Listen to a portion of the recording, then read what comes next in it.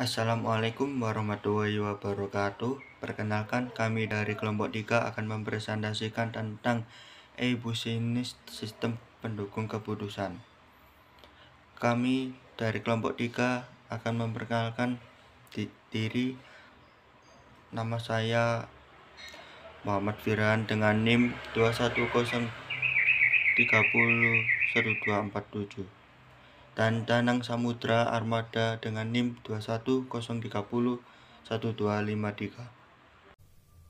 Pengambilan keputusan. Pengambilan keputusan merupakan proses pemilihan alternatif tindakan untuk mencapai tujuan atau sasaran tertentu. Pengambilan keputusan dilakukan dengan pendekatan sistematis terhadap permasalahan melalui proses pengumpulan data menjadi informasi serta ditambah dengan faktor-faktor yang perlu dipertimbangkan dalam pengambilan keputusan. Menurut Herbert A. Simon, tahap pemahaman. Tahap ini merupakan proses penelusuran dan pendeteksian dari lingkup problematika serta proses pengenalan masalah. Data masukan diperoleh, diproses dan diuji dalam rangka mengidentifikasi masalah. Tahap perencanaan. Tahap ini merupakan proses pengembangan dan pencarian alternatif tindakan atau solusi yang dapat diambil. Proses tersebut merupakan representasi kejadian nyata yang disederhanakan, sehingga diperlukan proses validasi dan verifikasi untuk mengetahui keakuratan model dalam meneliti masalah yang ada. Tahap pemilihan. Tahap ini dilakukan pemilihan terhadap diantara sebagai alternatif solusi yang dimunculkan pada tahap perencanaan agar ditentukan atau dengan memperhatikan kriteria berdasarkan tujuan yang akan dicapai. Tahap implementasi. Tahap ini dilakukan penerapan terhadap rancangan sistem yang telah dibuat pada tahap perancangan serta pelaksanaan alternatif tindakan yang telah dipilih pada tahap pemilihan. Sistem pendukung keputusan. Sistem pendukung keputusan didefinisikan sebagai sistem berbasis komputer yang terdiri dari komponen-komponen yang saling berinteraksi, yaitu sistem bahasa, sistem pengetahuan, dan sistem pemrosesan masalah. Sistem pendukung keputusan atau SPK atau Decision Support System atau DSS merupakan bagian dari sistem informasi berbasis komputer atau termasuk berbasis pengetahuan yang dipakai untuk mendukung pengambilan keputusan dalam suatu organisasi atau perusahaan. SPK juga dibilang sebagai sistem komputer yang mengolah data menjadi informasi dalam mengambil keputusan atau masalah semi terstruktur yang spesifik.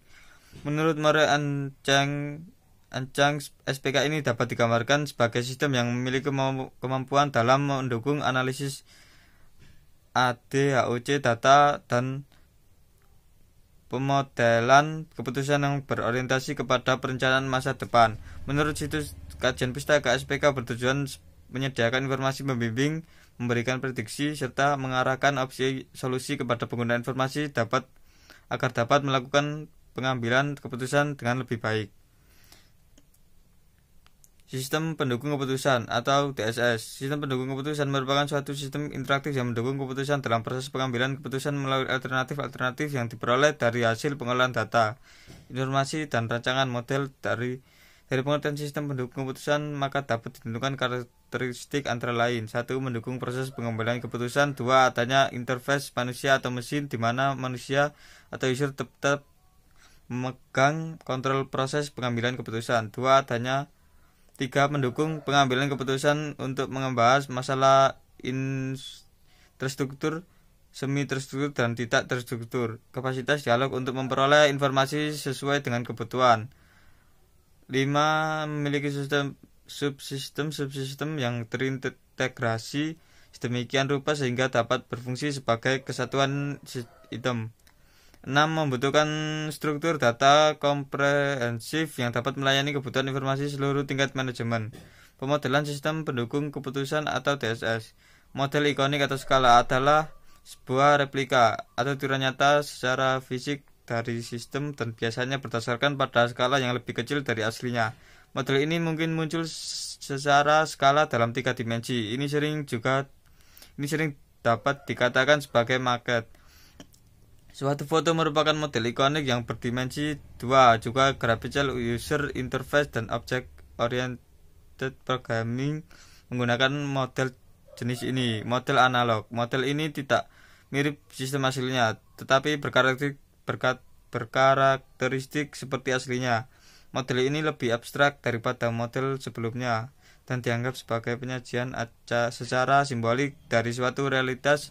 Model analog biasanya memiliki diagram atau cat dua dimensi. Contoh cat organisasi yang memuat struktur organisasi. Model matematika atau kuantitatif. Makin besar problema yang dihadapi, maka makin kompleks solusi yang dapat ditemukan. Namun kadang-kadang kompleksitas dari relasi dalam sistem organisasi tidak dapat dipresentasikan dengan ikon atau analog. Model yang dapat digunakan maka adalah model matematika. Analisis DSS terbanyak dieksekusi secara numerik dengan bantuan matematika atau model kuantitatif seperti ini. Menggunakan notasi-notasi dan persamaan-persamaan matematika untuk mempresentasikan sistem. Pada model matematika, atribut-atribut dinyatakan dengan variabel-variabel dan aktivitas-aktivitas dinyatakan dengan fungsi matematika yang menjelaskan hubungan antar variabel-variabel tersebut. Implementasi sistem pendukung keputusan atau Discussion Support System (DSS) merupakan bagian dari sistem informasi berbasis komputer, termasuk sistem berbasis pengetahuan, sehingga DSS sangat populer di kalangan manajemen perusahaan.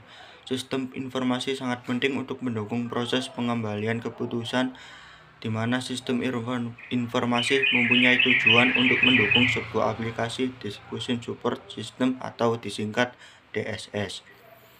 Discussion Support System atau disebut DSS atau sistem pendukung keputusan digunakan oleh para manajer sebagai alat bantu untuk membantu keputusan, bukan sebagai pengganti manajer, sehingga keputusan apapun tetap berada di tangan manajemen.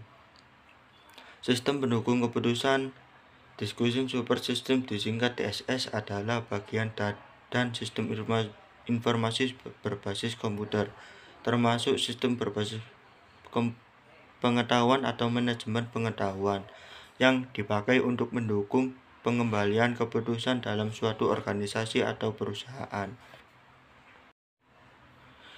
Ciri-ciri Discussion Support System yang baik yaitu: pertama, sederhana; kedua, dapat diandalkan; 3, mudah dikendalikan; 4, menyesuaikan; 5, lengkap pada masalah penting; 6, mudah berkomunikasi; 7, informasi yang biasanya dikumpulkan dengan menggunakan aplikasi pendukung keputusan; 8, akan mengakses semua aset informasi termasuk data legasi dan relasional, kumpulan data, gudang data, dan kumpulan jumlah.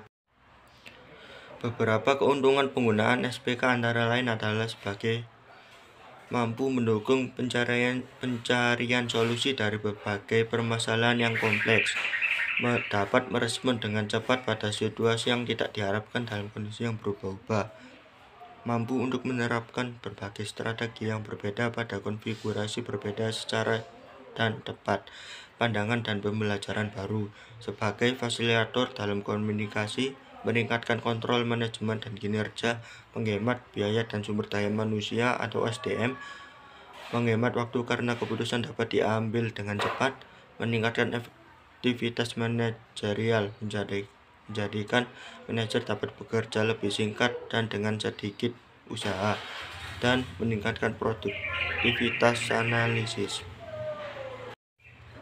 DSS atau sistem pendukung keputusan, Discussion Support System atau disebut DSS atau sistem pendukung keputusan atau SPK, secara umum didefinisikan sebagai sebuah sistem yang mampu memberikan kemampuan baik kemampuan pemecahan masalah maupun kemampuan pengomunikasian untuk masalah semi-struktur.